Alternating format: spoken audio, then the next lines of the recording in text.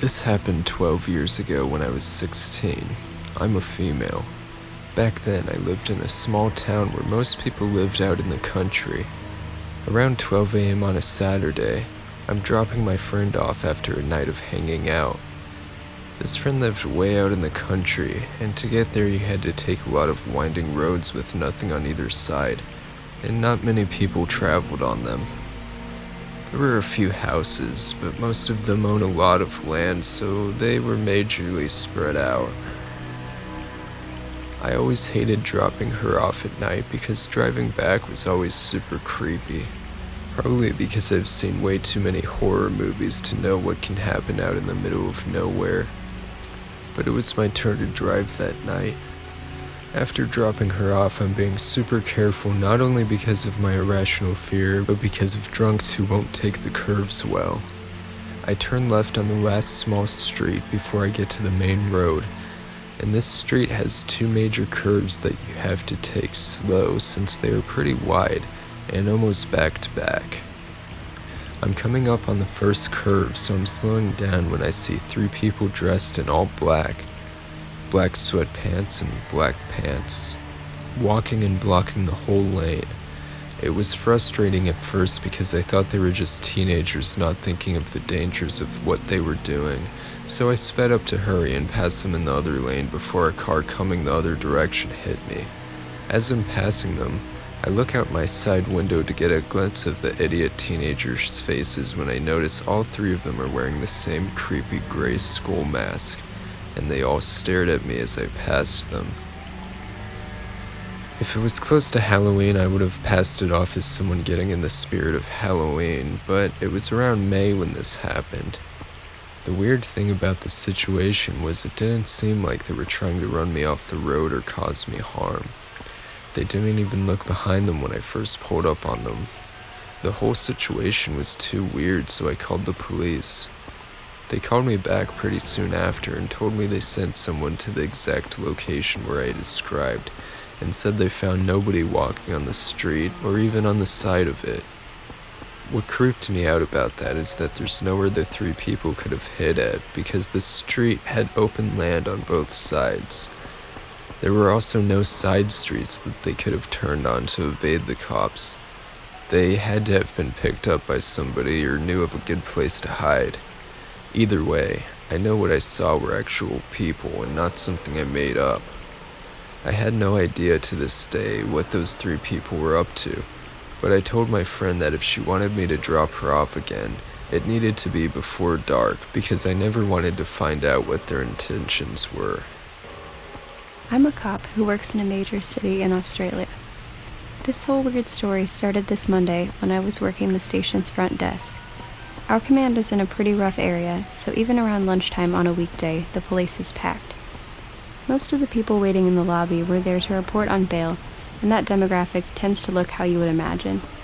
But there was one woman who stood out from the rest of the queue. It wasn't just her lack of face tattoos, it was because she looked nervous. When it got to her turn, the first thing she said is that she might need to talk to a detective. That's usually a pretty good icebreaker in this profession, and my notebook was out right away. I explained that she could talk to me first, and I would see what I could do. Cops over here are a little bit less jumpy about people pulling black objects out of their bags than they are in the States, but I was still surprised when Jennifer took out a VHS tape and slid it under the glass. She told me she wanted to play me a video on her phone, but having sat through enough people struggle to load up security cameras or endlessly search for this relevant piece of footage, I find it quicker if victims tell me first before they show me. It took a few minutes to get the story out of her, because she seemed to go back and forth between being utterly horrified and then embarrassed and apologetic about wasting police resources on what she said was probably nothing. Basically, she told me that a couple of months ago she had been jogging around her area when she passed a whole bunch of furniture and personal items strewn out on the green area of the footpath, sidewalk, outside a house. Over here, that means it's garbage to be picked up by the council, though judging by how much stuff there was, she assumed it was actually there, waiting for a deceased estate disposal company. But people walking by can pick through it if they want. She saw a box with a VCR in it, and she came back later with her car and took it home. She was going to check if it worked and try and flip it on eBay. It ended up sitting in her cupboard for 2 months before she finally got around to testing it. She had bought a random tape from Vinnie's, thrift store or charity shop, but when she tried to insert it, she discovered there was already a tape left inside the VCR, one labeled SEC Camera Club. According to her, the tape begins with a woman tied to a chair inside a room. The cameraman walks around her before pushing the camera uncomfortably close to the woman's face. You can hear him panting heavily throughout the tied-up woman's pleading. At this point, the woman at the counter told me she had assumed it was just some weird pornography and began fast-forwarding to get to the nudity. I would have not been so honest myself. Then she passed me her phone and told me to tell her what I think. She also told me to keep it on mute since she really didn't want to hear it again. She had filmed about 30 seconds of her TV screen, and the original video was grainy and blurry anyway, so what I saw was pretty obscured, but I got the gist. I actually wrote this paragraph last because it's making me feel kinda uncomfortable thinking about it and how to put it into words. I'm like 99% sure it's fake, and I've technically seen gory things in Hollywood movies and video games, but it seems so real to me. Anyway, you see the back of the cameraman, and he has a knife, and so on. I was honestly gobsmacked. I must have looked like an idiot because I had no idea what to tell her or what to do. In the end, I borrowed her phone and took it inside to my sergeant's office. My boss, I'm not sure of the American equivalent, maybe like a chief. He basically laughed in my face and said it was fake. He told me he'd been a cop for 13 years and been to dozens of glassings and stabbings, and there's never that much blood. The cranky bastard then got pissed that I had been spending that much time on a horror movie when the lobby was full. Even before COVID, Sergeant didn't like too many customers waiting in the station. It makes them look bad. I relayed the news to the lady, and she was both relieved and embarrassed. I tried to give her the tape back, but she recoiled and told me to chuck it out for her. She didn't want it. I have been doing some research on what could have been on the tape, like maybe something from Faces of Death, but I've had no luck. Has anyone seen some obscure Mondo film that this could be? The woman and man were wearing normal clothes, and it was well lit. The room's walls looked like corrugated iron, like a shed or barn. Has anyone heard of SEC Camera Club? My Google foo is failing me, but I'm assuming it might have been something like underground garage bootlegging company that specialized in selling exploitation trash movies, or like an experimental artist collective. I've got a picture of the tape. Since no crime was committed, I didn't have to book it up in exhibits. Can anyone who knows a lot about VHS tell me if this is a homemade tape or the tape that big companies or movie studios released?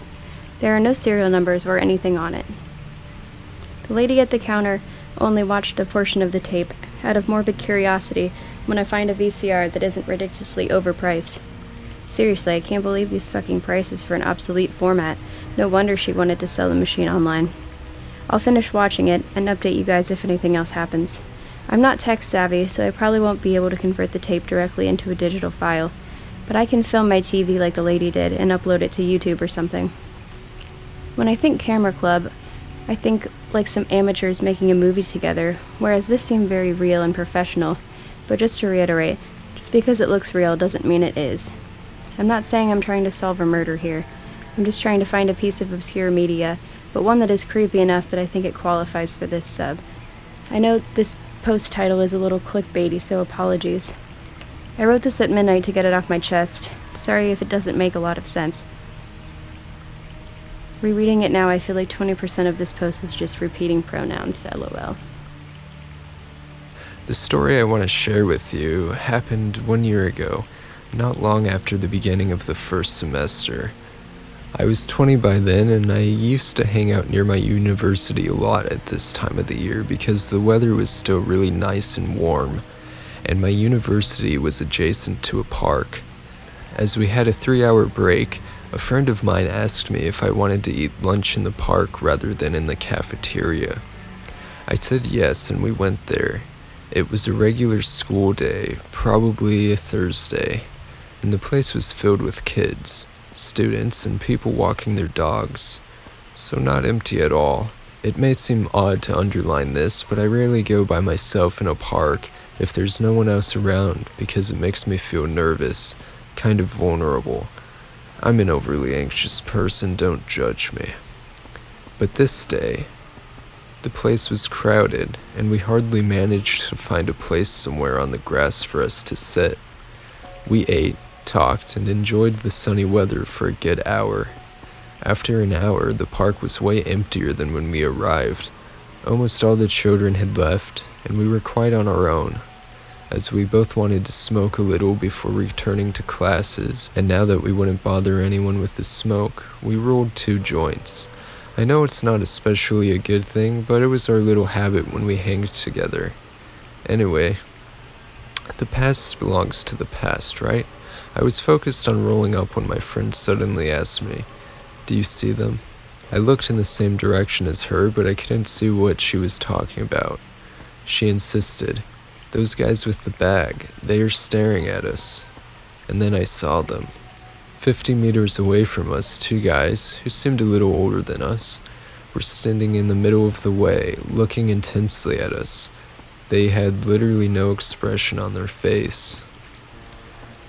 I'm kind of used to creepy men, whether they are polite or much more intrusive.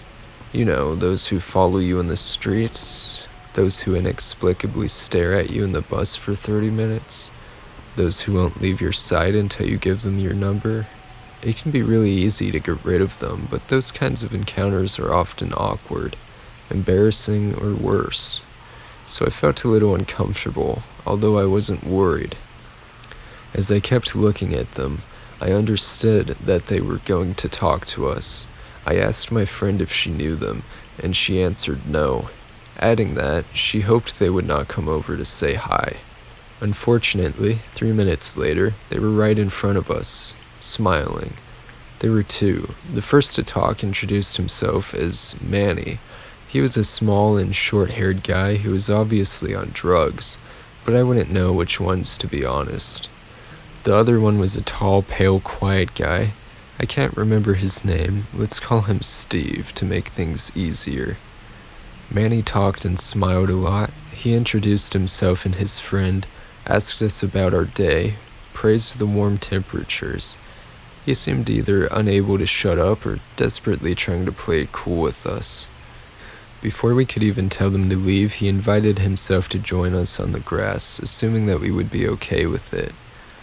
As a welcoming gift, he opened his bag. It was a huge plastic bag, one you would take to do some groceries, and showed us a 4.5-liter bottle of vodka. I couldn't help but judging them. It was like 1 p.m. in a park in daylight, so it felt kinda ridiculous to me.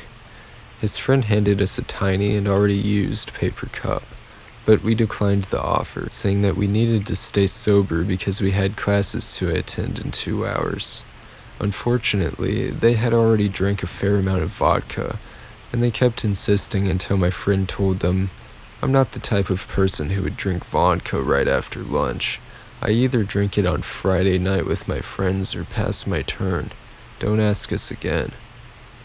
I should tell you now, my friend is not a scaredy cat at all. To be honest, she's the bravest person I've ever met, and she's never uncomfortable in front of strangers. Usually when she's bothered by a weird guy, she either acts weirder than him to make him feel more uncomfortable, or laughs it off, making jokes and acting friendly until she tells him to leave because she'd rather be alone. Or in the worst cases, she kicks his ass and leaves. So even if she didn't want their company, she was still unperturbed and relaxed, way more than I was, and it felt good to have her by my side. They must have felt that she was serious because they stopped insisting and instead they started to ask us things like, "Are you students? Do you have a boyfriend? Can I have your number?" And so on.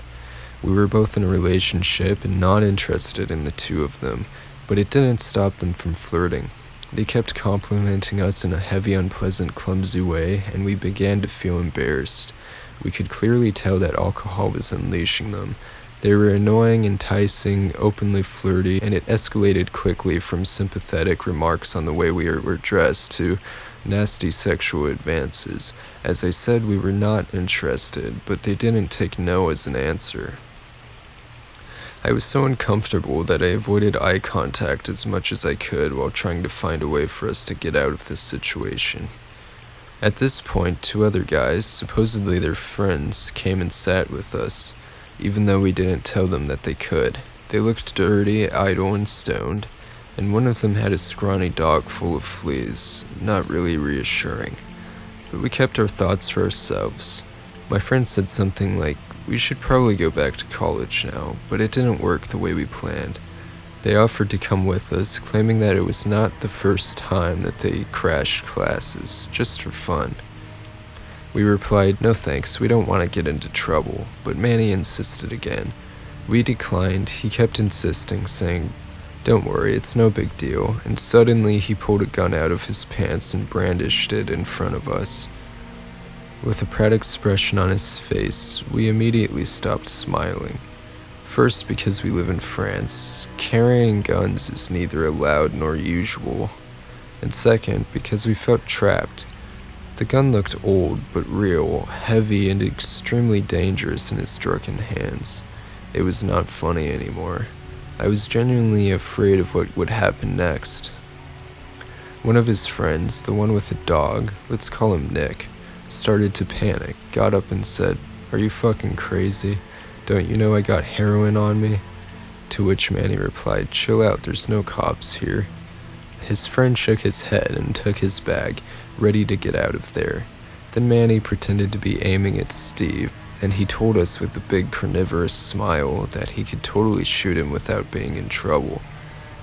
Steve seemed a little nervous. Nick walked away, yelling that he didn't want to be seen with us because it was too risky, and I couldn't disagree.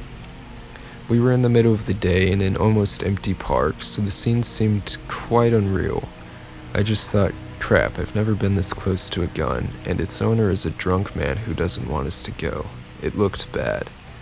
He turned toward us, exhibited the weapon, and asked for our opinion.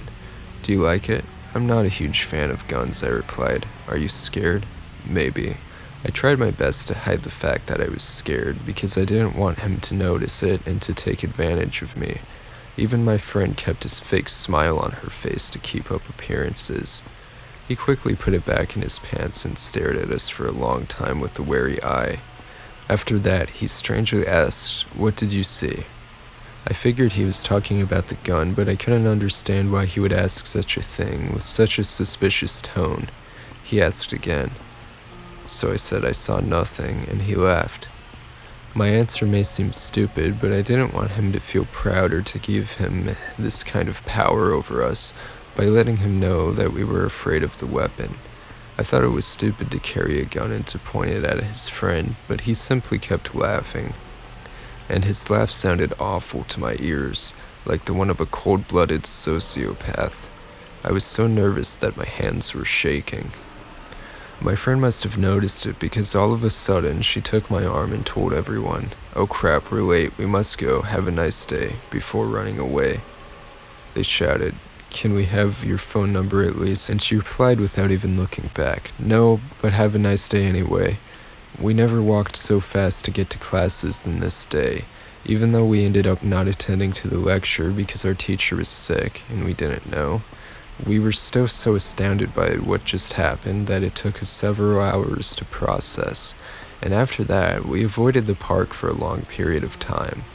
So to the drunk, creepy guys of the park who had a gun for no reason, let's not meet again, ever. Edit. I want to add something because it may be confusing. We had no idea of who they were, what business they were in, or what kind of things they could do.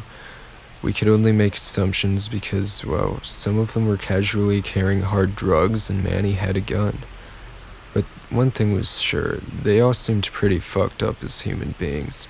We could have asked them why they have those things on them, but it felt too risky. We were two defenseless girls, and it felt safer to stay quiet about those delicate subjects. We also never told the police because we had no idea of what proof/evidence we were supposed to give them. I hope it makes sense to you as well. I was on a date in Camden with a girl who, from photos, I wasn't overly excited about, but in the flesh made my eyebrows shoot off my head. She was really pretty and smart and funny. Just wanted to add, I am female, average height, average body weight, really fucking weedy arms. We had quite a few cocktails, and I think it was the Blues Kitchen, before going to the gay bar in Camden, which has since closed down. I think it was called the Black Cap. The date is going well, and we meet these people who join our table, and the guy tells me at the bar that my date said she wanted me to kiss her. I did, and it turned out that the guy was just helping us out by moving things along. My date was really shocked and told me I was bold, but she liked it. She came back to my hotel room with me, which was a 10-minute walk away. The room was kind of small, but cool in a space-age style. We were both drunk and made out a lot. She started crying about problems she was having with a friend who was really sick and her job was really stressful. Full-on sobbing. She left in embarrassment, even though I was worried about her leaving like that, but she said that she would be okay. As she left, I saw a large man in a black, thick leather jacket in the corridor. He was staring at my date as she left, and then stared at me as I closed the door. I was pretty wasted, so after checking my date got on a bus, I had a nap and was woken up by banging on the door. I ignored it, but then it kept going, so I got up and staggered to the door and opened it a crack. I recognized the leather elbow and arm as the door was violently shoved open. I was drunk, and the jolt of the door caused me to fall over. Luckily, the room entrance was small and around the width of the door, so my back was against the wall by the door, while my feet touched the other wall. My body kept the door closed as this man kept shoving against the door. I managed to get it closed again, locked it, and went to sleep as I was still drunk. When I woke up in the morning, I thought I had dreamt the man in the door. But when I looked down at the side of my ribs, hips, and thigh, I had dark bruises. I was really lucky, and I am so glad that room was tight on space, because if it hadn't been, that guy would have got in pretty easily. So creepy leather-clad man who tried to break into my hotel room, let's not meet.